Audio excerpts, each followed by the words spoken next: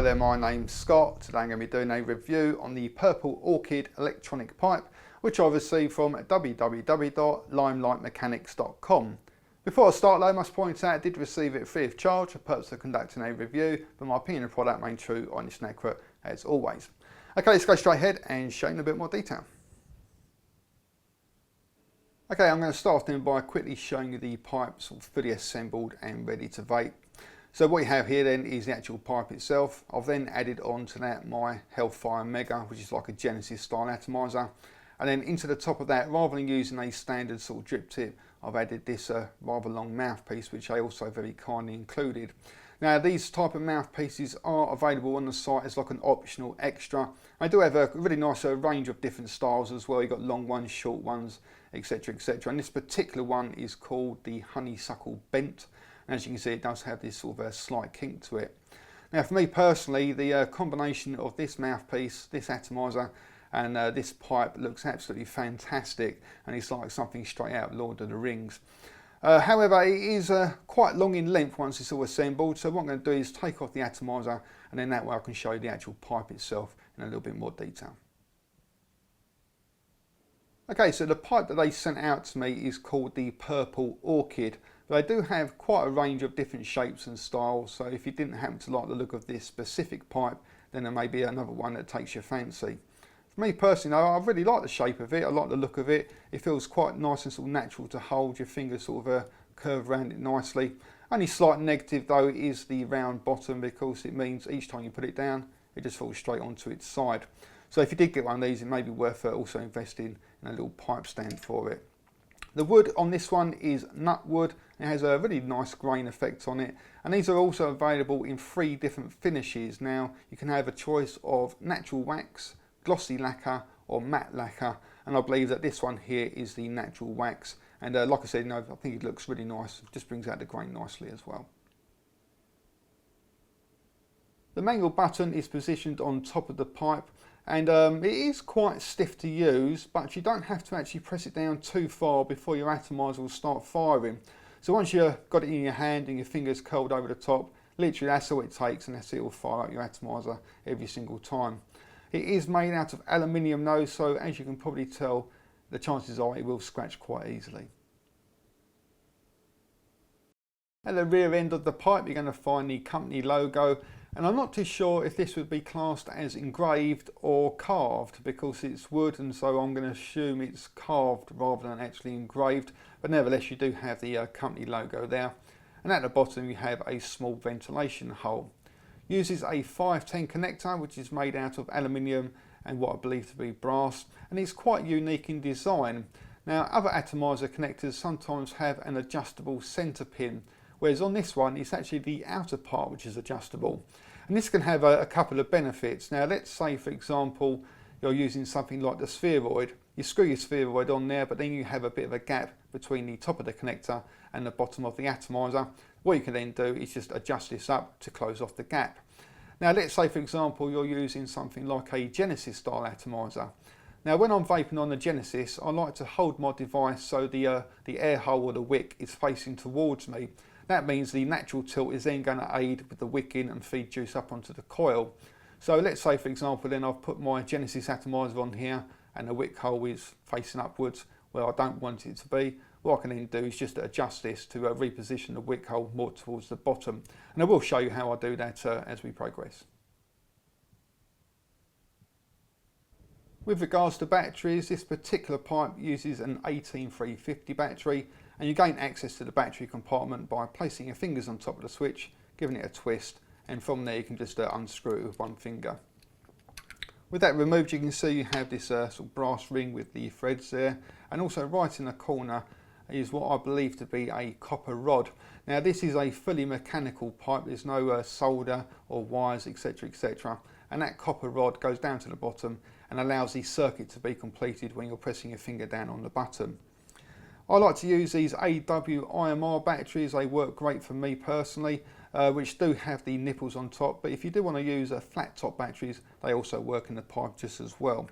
So you're just going to insert the negative end in first, and you're going to take the switch and basically just screw that back into position.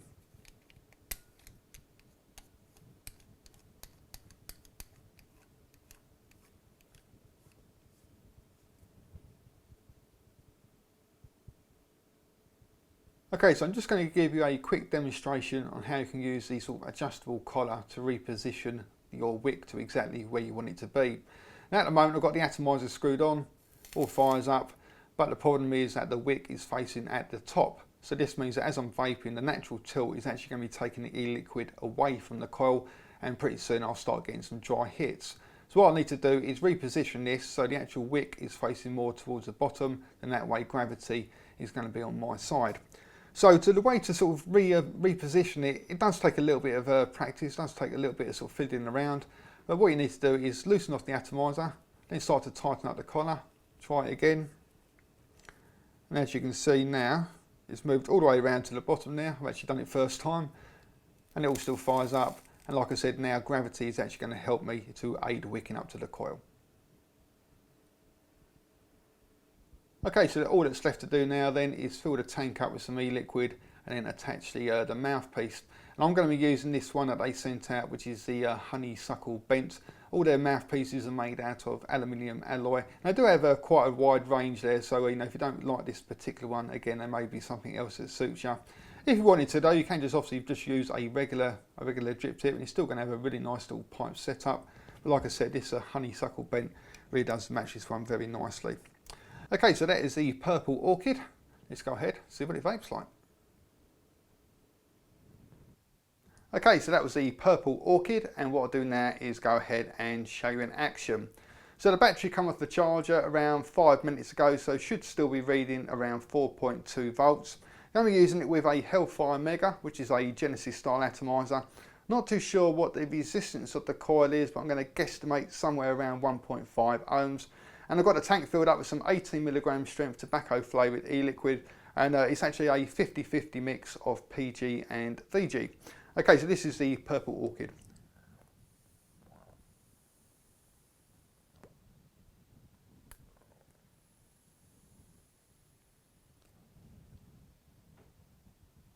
As you can see, like vapour wise, getting plenty of vapour out of it. But like I always say, just bear in mind that the amount of vapour production you're going to get will be totally down to what sort of atomizer or cartomizer you actually stick on the end of it. But nevertheless, with the setup I've got here, getting plenty of vapour.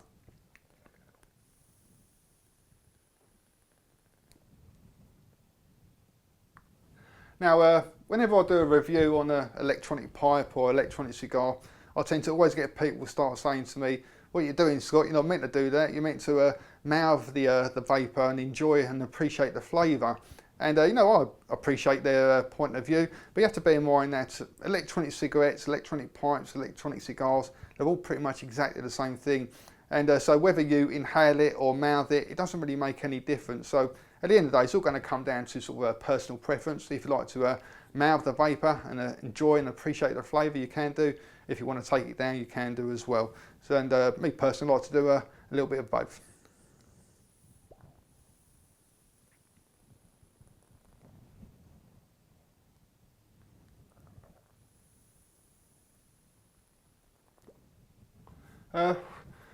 The build quality of the pipe, really nice actually. There's no sort of rough edges or anything like that. They've used really nice piece of wood. Never heard of nut wood before, but it's a nice piece of wood nevertheless.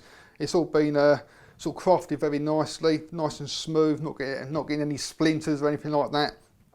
The switch on it works really well actually, and like I said, it is quite a stiff button to sort of press down, but you haven't got to press it down that far before it starts sort of activating, and it's very responsive as well. And you don't really have a choice but to sort of press it in the middle, so I can't say, oh, you press it right down on the edge, and it's going to fire up, because the way it's designed is your finger's naturally going to sort of hit right in the middle anyway. And it's very responsive, never had any sort of misfires or anything like that. It just does the job nicely.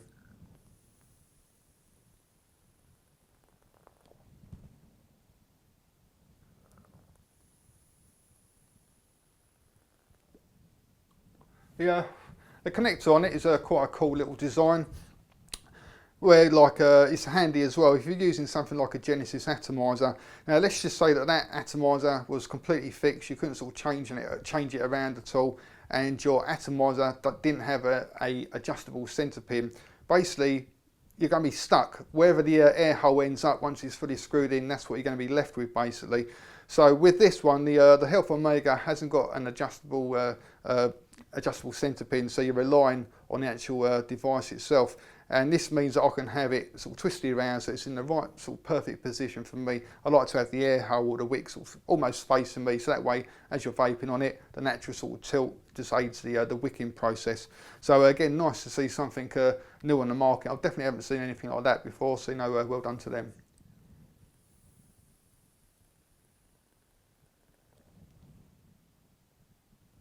In terms of battery life, obviously, if you're a chain vapor or a sort of tobacco pipe smoker looking to switch over and you're going to get one of these and sort of chain vapor all day long, then you are going to go through quite a few of those 18350 batteries. I would say a moderate user is going to go through at least 2 a day, and that's for a moderate user. If you're a very light user, using it occasionally, then I haven't been using it as an all-day device. It's been sort of sat there next to me in the evenings. I've been picking up and having a nice old vaping session for half hour, an hour at a time. So it has lasted me sort of several evenings that way. But if you're going to be using this as your full-time device and you're going to be sort of caning it, then expect to go through a lot of batteries, because they are only little small batteries, obviously.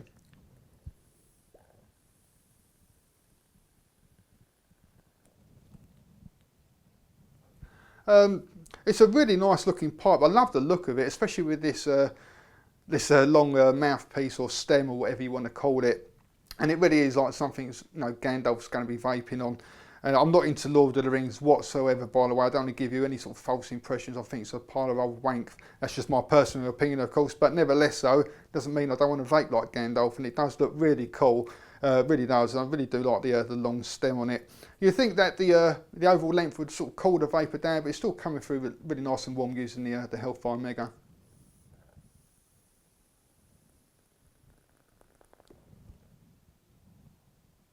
Vape's a treat.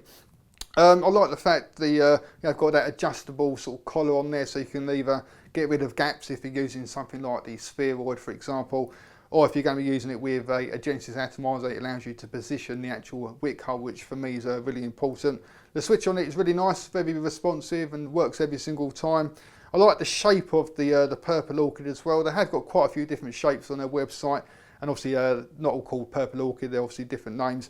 But so I like this one. They sort of gave me a choice of what one I want to choose, and this was the one why I sort of drew straight away to, and it just feels really nice in the hand. Your fingers sort of naturally curve around it as well. And overall, it's just a very nice quality pipe. In the past, I've always given away the pipes that I review, but this is definitely going to be a keeper for me on this occasion. Not too sure what else I can really tell you about it. If you fancy trying one out for yourself, go along to www.limelightmechanics.com. Thank you very much for watching. Also, come along and visit my website at www.e-cig-reviews.com. That's e-cig-reviews.com. Cheers, guys. Happy vaping. See you later.